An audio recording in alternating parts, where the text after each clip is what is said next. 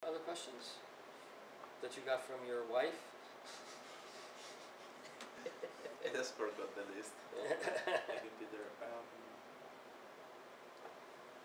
I remember one time we were talking, just me, about why I was doing the Kung Fu, and I said, well, it's fun, and I really didn't think too much about it. And sure, it's fun, but they told me, yeah, that's what most people say, but you were not doing that because it was fun, because you were in a journey trying to see where it will lead you.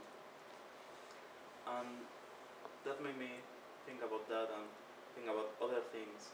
I'm doing those because they are fun, because I haven't thought about them. Why I'm doing things, why are you doing things?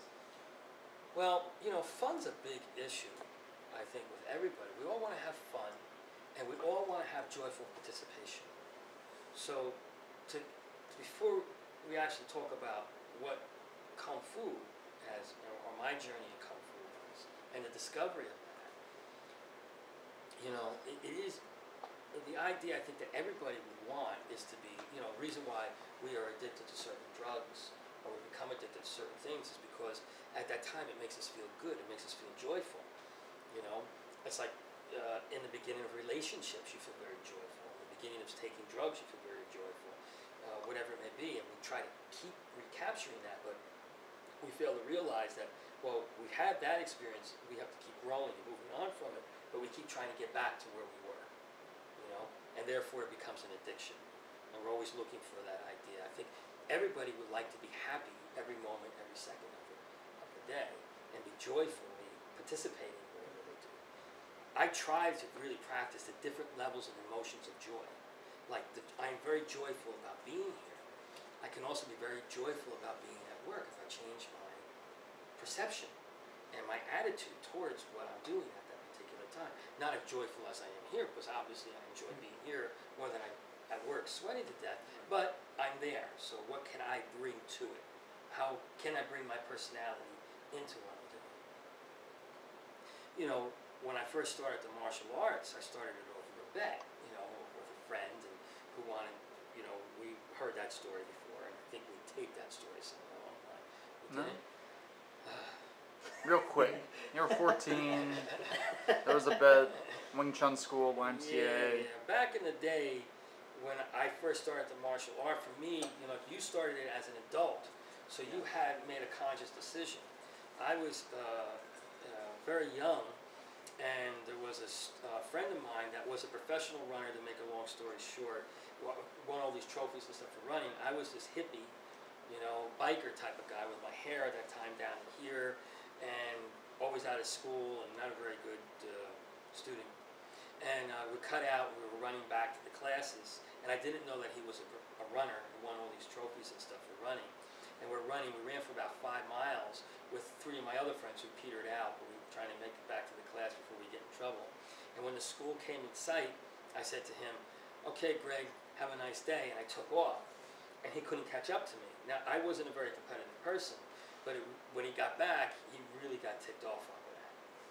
Because I beat him at everything. That was wrestling, stuff like that. I was a scrawny, tough little kid, and he was like 6'5", and he couldn't wrestle me down or anything. And that was it. He said he had it. He says, "You shouldn't have been able to beat me." Then it's when he told me, that he won all these trophies for running, and how could you beat me, you long-haired hippie freak, So he wouldn't leave me alone. I still remember the day when I made that decision. I'm looking out the window at these girls getting onto the school bus, and he just nagged me every day about joining a martial arts school. And back then, that was before, Bruce Lee and all these characters were out, and we're going to join it at the same time, and I'm going to kick your butt, and we're going to learn from the same teacher, and I'm going to kick your butt. So I remember still looking out the window, and I said, "Okay, Greg, I'm going to join because you just won't leave me alone." And he said, "Well, this is martial art Wing Chun school taught by William Chung, and it's taught at the YMCA. We're going to go there, and we're going to do our thing. And I'm going to kick your butt in front of everybody." Okay. And I only joined to shut him up, thinking that it would go away. And when we went to the school, the first class, we were both pretty you know, he had wild hair too, and he was a big guy, and we just didn't look the part, and the teacher didn't like us right away. And the first class was a disaster. He just was picking on us and stuff. But I really enjoyed that this teacher was trying to get me to quit, and maybe even more stubborn not to quit. So I really liked, and there you go, was the challenge, right? And the next class that we went into, he had me, it was the second class, he had me fight this guy who was going for his brown belt, you know, or black belt, I don't remember, one or the other. But, you know, it was my second class, and I'm thinking that, okay, I'm going to get out there, we're just going to, and this guy was beating the hell out of me, you know? And finally I went, okay, screw this. If this is what it's about, I just went street, and I beat him to death. I just beat the guy up, right in front of the teacher. After that, the teachers loved me. How could this small, little, skinny kid be doing this? Now remember, I'm only a kid, like 14 years old, you know? This guy was like, you know, 19, 20, and I just beat the crap out of him. I just went to street, you know, some stuff that I just learned from the street. And apparently I had some type of ability in it. And my friend lost that bet, obviously. He just quit, he gave up. That was the end of that, and I stayed in the martial arts. So it really wasn't something that I chose. It was a bet that I got involved with that I had some type of ability in, because it was the first place that I could express myself without really hurting anybody, or you know, I was able to get things out, and it was okay to hit somebody, and it was okay to hit somebody. You know, and I think any fighter, whether the ring, in fighting, you know, commercially or whatever, likes that experience. I can hit somebody and it's okay, because they hit back and you're fighting each other, but it's okay to do that. I really liked that, you know, as a young person. But I never did it because it was fun. You know, I did it because it was an outlet for me. It allowed me to express myself. And I think most people, like, you may think that when you first came into classes, that it was fun. But there was also, you came to classes because it was an insecurity, and you needed to find it. And whether it was in fighting or in some other aspect of your life, everyone comes to classes because of some type of insecurity. Or in that insecurity, no matter how big you are or how small you are, you have something that you have to find and prove to yourself. And that's where you may compete against another big person and feel that. That's when it comes to the ego and all those things, it really loses its journey. For me, outside of the bet, it really did start a journey for me. And I remember watching these two bikers fight in the class, because back then classes were made up of some pretty crazy characters. And I started wondering, does this stuff really work?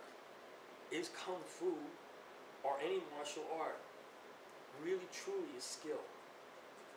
And if you take all the mysticism out of it, and you deal with the raw material, is chi real?